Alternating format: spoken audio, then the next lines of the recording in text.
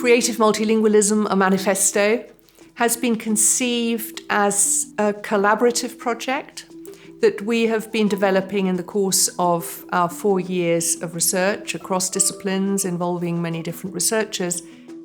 We see people not as inherently monolingual, with some people exceptionally being multilingual. Research is rather showing that historically and across the world, multilingualism is the norm.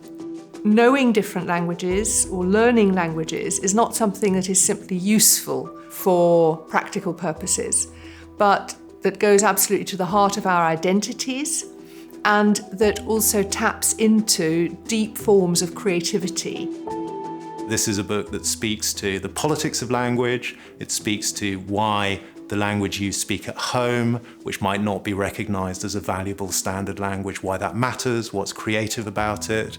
It speaks to the importance of sign languages, for instance. It speaks to the importance of language in the workplace. So it's this belief that the value of multilingualism, the creativity of multilingualism matters in many different contexts that's led us to write this manifesto. And we hope that many different readers will be interested by what we've got to say. Language learning has become something that English-speaking communities think is perhaps no longer necessary. Cities are multilingual spaces nowadays, and that diversity seems to us something that is very much part of the human condition and not something that is going to go away. Our project is concerned to draw on many different languages, ranging from French, Italian, German, Romanian, through to Arabic, Chinese. Indigenous languages of the Amazon are at the centre of a project that is concerned with biodiversity, connecting with linguistic diversity. All these linguistic riches are what we believe Anglophone societies need to embrace, need to get excited about, should be engaging in. In the course of this project, I found myself doing all sorts of different things with different people. We put together an exhibition at the Bodleian Library called Babel, Adventures in Translation, which had all sorts of interesting different things in it. We had an amazing evening at the Ashmolean Museum with all different kinds of performances, song, interactive games, things like that going on. We've been working with school children, tapping into the great variety of languages that they bring to the classroom. We've really been engaged in all sorts of different kinds of work, not just research, but also creative work. And we try to represent that variety in the manifesto.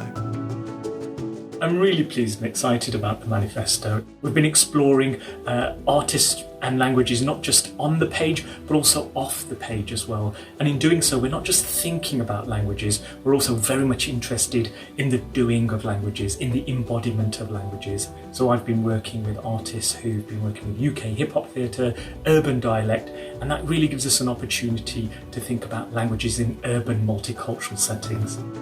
We want to speak to policymakers, enable them to understand the importance of languages from many different angles. We want to appeal to other researchers. We believe that languages is an area where dialogue across disciplines needs to happen and can be extraordinarily fruitful. Above all, perhaps we want to appeal to young people. The volume is dedicated to young people. We want them to use their languages across the world, get into dialogue with each other, address the kind of challenges that are now global challenges, and protect the linguistic diversity that is central to protecting biological and natural diversity.